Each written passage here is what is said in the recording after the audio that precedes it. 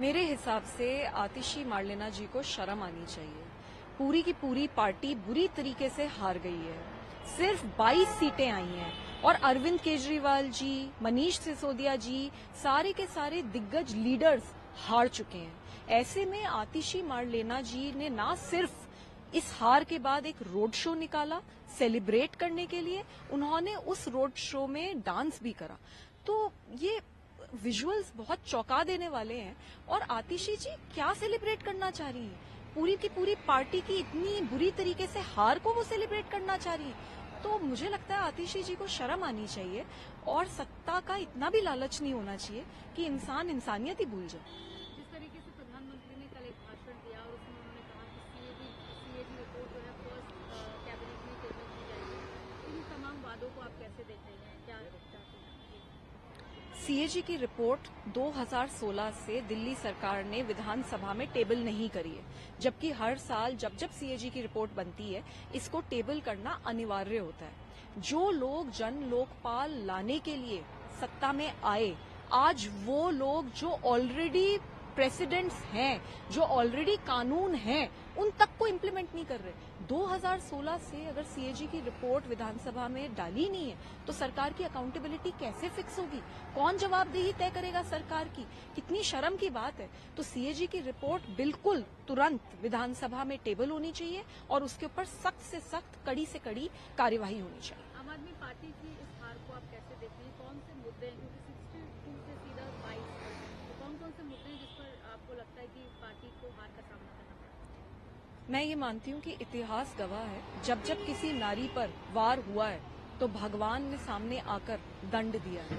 तो ऐसा तो हुआ ही है। लोगों के अंदर बहुत गुस्सा है, जो मेरे साथ हुआ उसको लेकर भी, और लोगों के अंदर एक बहुत तीस है, क्योंकि एक बहुत बड़े सपने के साथ हम लोगों ने वोट मांगी थी और आज वो सपना पूरी तरीके से चूर चूर हो गया। आप दिल्ली में कहीं पे भी चली जाइए, किसी भी इलाके में चले जाइए, सड़कें बुरी तरीके से टूटी पड़ी हैं, नालियां ओवरफ्लो कर रही हैं, कूड़ेदान बन गई है पूरी दिल्ली। अलग अलग जगहों पे कूड़ा पड़ा है, सड़कों पे कूड़ा पड़ा है, पानी गंदा, सड़ा हुआ, काला, बदबूदार लोगों के घरों में आ रहा है। यमुना नदी दूषित हो रखी है इतनी ज्यादा, और एयर पोल्यूशन की तो इतनी चरम सीमा है कि आपकी, मेरी और हम सबकी जिंदगी 12 साल घट चुकी है सिर्फ और सिर्फ दिल्ली सरकार की नाकामी की वजह से। तो मुझे लगता है कि इस बार जो इलेक्शन है वो बहुत मूलभूत इश्यूज के ऊपर लड़ा गया है और लोगों ने गुस्से में वोट करा है। आप भी इस चुनाव के दौरान अलग अलग इलाकों में जा रही थी, वहाँ की समस्याएं दिखा रही थी, तो आपको लगता है वो भी एक कहीं ना कहीं काम किया है आम आदमी पार्टी को हराने में, या जो मुद्दे रहे लोगों ने वोट नहीं दिया? मैं एक मेंबर ऑफ पार्लियामेंट हूं और मैं ये मानती हूं कि चाहे वो मेंबर ऑफ पार्लियामेंट हो, चाहे मेंबर ऑफ लेजिस्लेटिव असेंबली हो, चाहे वो काउंसलर हो, जो भी पब्लिक रिप्रेजेंटेटिव है, उनकी जिम्मेदारी बनती है कि अपने एयर कंडीशन घरों और दफ्तरों से निकलकर उनको जनता के बीच में जाना चाहिए और जनता की समस्याओं को उजागर करके जनता की मदद करनी चाहिए। मैंने संविधान की शपथ ली है कि मैं दिल्ली के लोगों की सेवा करूंगी। तो मैं ऐसा मानती हूं कि पिछले 6 महीने में जो मैंने काम करा है वो दिल्ली के लोगों की सेवा की ही एक प्रक्रिया रही है, क्योंकि जहां जहां मैं गई, जहां जहां मैंने इश्यूज उजागर करे, वहां वहां स्थिति थोड़ी थोड़ी बेहतर हुई है। अब मेरी यही लड़ाई है कि ये स्थिति पूरी तरीके से ठीक हो। और मैं तो बस यही कहना चाहूंगी, चाहे आप एमपी हो, चाहे आप एमएलए हो, एयर कंडीशनड ऑफिस से बाहर निकलिए, जनता के बीच में रह के जनता के लिए काम कीजिए। अगर आप जनता का काम करेंगे तो जनता आपके साथ हमेशा रहेगी, नहीं तो आपके साथ भी वही होगा जो अरविंद केजरीवाल जी के साथ हुआ। आम आदमी पार्टी की सहयोगी इंडिया अलायंस में कांग्रेस, लेकिन यहाँ पर अगेंस्ट में लड़ाई थी, तो आपको लगता है कि वोट काटने का काम कांग्रेस ने किया है और इंडिया अलायंस का क्या फ्यूचर रह सकता है आपको? अरविंद केजरीवाल जी की जो पॉलिटिक्स है वो बड़ी पॉलिटिकल कन्वीनियंस की पॉलिटिक्स है, वो कोई विचारधारा की पॉलिटिक्स नहीं है। जब अरविंद केजरीवाल जी को कांग्रेस पे प्यार आता है तो वो साथ हो जाते हैं। जब अरविंद केजरीवाल जी को राहुल गांधी से खुंदक होती है, गुस्सा आता है, तो वो हम सब पे एक प्रेशर बनाते हैं कि राहुल गांधी के खिलाफ स्टेटमेंट्स दो और लड़ाई करो। मुझे एक बात बताइए कि अरविंद केजरीवाल जी ने हरियाणा में लड़ने का क्यों निर्णय लिया? हम सबको पता था कि जमानतें जब्त होंगी, फिर भी हम हरियाणा में जाकर लड़े, सिर्फ और सिर्फ इसलिए क्योंकि कांग्रेस को सबक सिखाना था। और कांग्रेस, क्योंकि आम आदमी पार्टी ने लड़ाई लड़ी हरियाणा में, तो कांग्रेस वहां पे हार गई।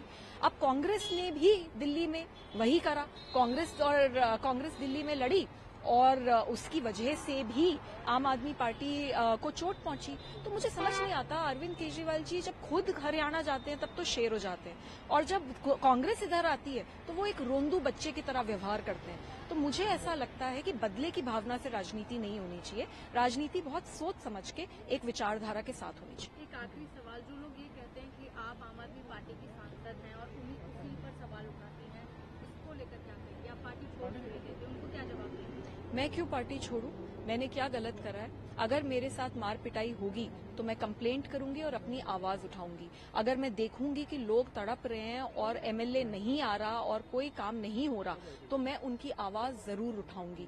मैं कोई एयर कंडीशन ऑफिस में बैठने वाली एमपी नहीं हूं। मैं जमीन पे हमेशा से काम करती आई हूं और करूंगी।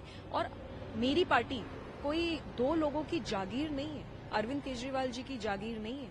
ये पार्टी मेरे भी खून और पसीने से बनी है। 2006 से लेके अब तक मैंने जमीन पे संघर्ष करा है और इसलिए मैं एमपी बनी हूं। तो मैं क्यों पार्टी छोड़ूं? जिसने पिटवाया है, जिसने गलत करा है, जिसने अत्याचार करा है और जिसने जनता के काम नहीं करे, उनको पार्टी छोड़नी चाहिए।